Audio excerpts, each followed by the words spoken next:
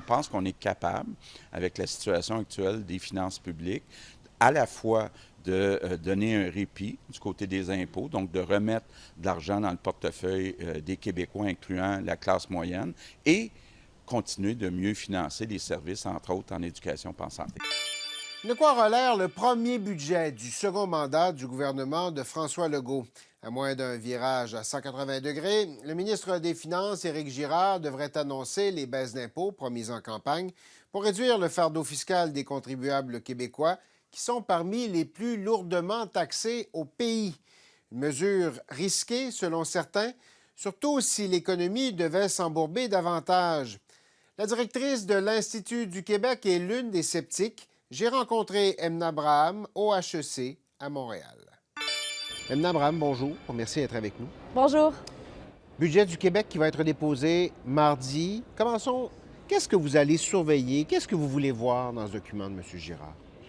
Alors, ça va être probablement un premier budget plus difficile pour le ministre Girard. On sait que les revenus ont été au rendez-vous au cours des dernières années, malgré la pandémie, avec les mesures d'aide, avec l'inflation, les revenus ont été au rendez-vous. Là, on s'en va vers un budget peut-être un peu plus difficile où les revenus pour les prochaines années vont être un petit peu moins au rendez-vous. Avec un potentiel de croissance clairement plus limité aussi. Il y a un potentiel de croissance qui est plus limité à court terme. On sait, on s'en va vers un ralentissement économique modéré, mais quand même un ralentissement économique au cours de la prochaine année. Mais aussi, il ne faut pas oublier que le potentiel de croissance économique à plus long terme va être plus faible que ce qu'on a vu au cours des années pré-pandémiques.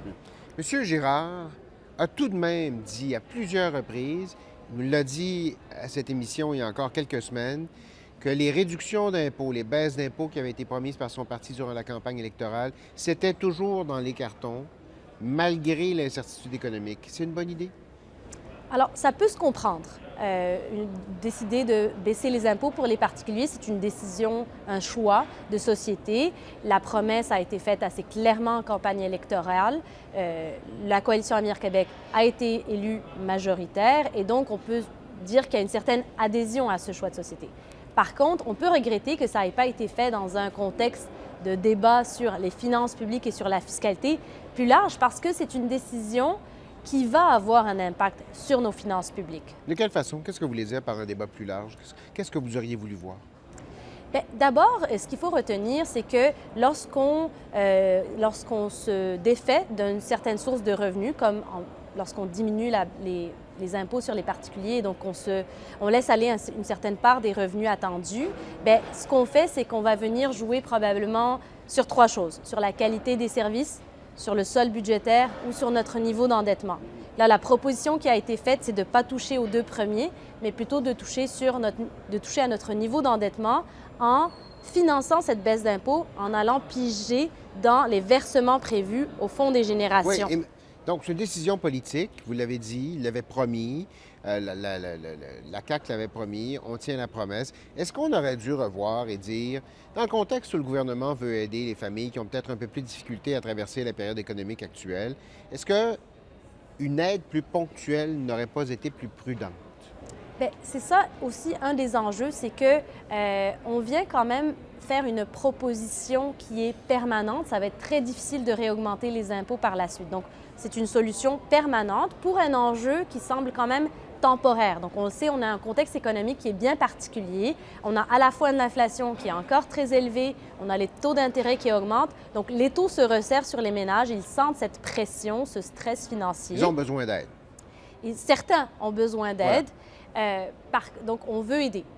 Par contre, on vient quand même se défaire d'une source de revenus à très long terme. Donc, est-ce que c'est la meilleure solution d'un point de vue d'arbitrage entre les objectifs à court terme et à long terme? C'est une question qui se pose. Puis d'un autre côté, est-ce qu'on veut mieux cibler cette aide?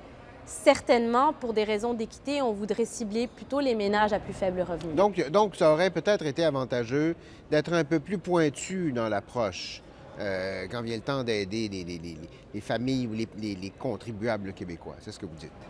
Exactement. Je pense que la démonstration économique de cette baisse d'impôts, elle reste à faire parce qu'on en a parlé d'une part pour contrer la hausse du coût de la vie.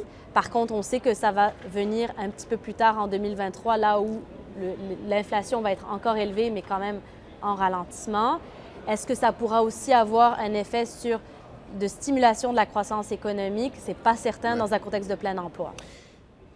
On a parlé de prévision, évidemment. On parle d'un léger ralentissement, peut-être dans le négatif, un peu plus tard cette année. Si jamais ça devait s'avérer pire que ce que l'on envisage, que ce que les prévisionnistes envisagent à l'heure actuelle, l'impact que ça va avoir sur... Quel impact est-ce que cela aurait sur le budget que M. Girard s'apprête à déposer? C'est une bonne question parce que le ralentissement économique qu'on prévoit, il est relativement modéré, mais il y a un niveau d'incertitude puis de risque qui reste important. Est-ce que la politique monétaire va vraiment réussir à calmer l'inflation autant qu'on l'espère?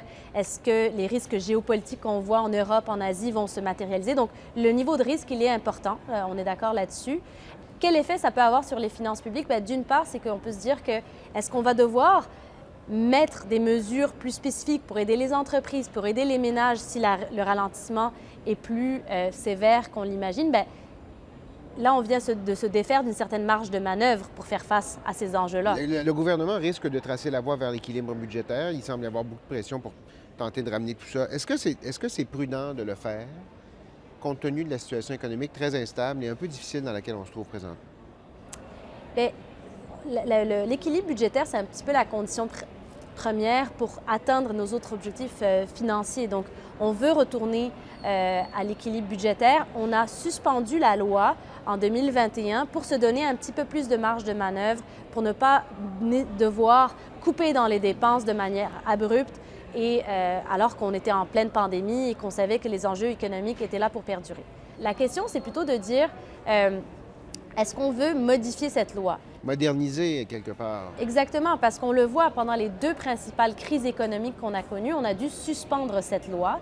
Donc, ça reste tributaire d'une décision politique de suspendre puis de reprendre la loi, alors qu'on pourrait peut-être moderniser cette loi pour la rendre un petit peu plus flexible. C'est-à-dire, est-ce qu'on peut se dire, on revient à l'équilibre budgétaire lorsque le potentiel de l'économie revient à la normale? Est-ce qu'on peut se donner une durée un petit peu plus longue pour revenir à l'équilibre budgétaire? C'est des questions qui se posent. Cette loi, elle a près d'un quart de siècle maintenant. Est-ce qu'on veut la moderniser? C'est une question que le ministre Girard va se poser, oui. Mardi, qu'est-ce que les Québécois en général, monsieur, madame, tout le monde, devraient surveiller plus attentivement dans le budget de M. Girard? Ça va être un budget de transition. On rentre vraiment dans le monde d'après la pandémie. Alors, on va vouloir voir un retour à l'équilibre budgétaire dans un délai raisonnable. On va vouloir voir une nouvelle cible d'endettement. C'est des éléments qui peuvent paraître peut-être un petit peu obscurs, mais c'est ce qui nous assure une équité intergénérationnelle. C'est ce qui nous assure de ne pas refiler la facture à nos enfants. Edna Abraham, merci infiniment d'avoir été des nôtres. Merci pour l'invitation.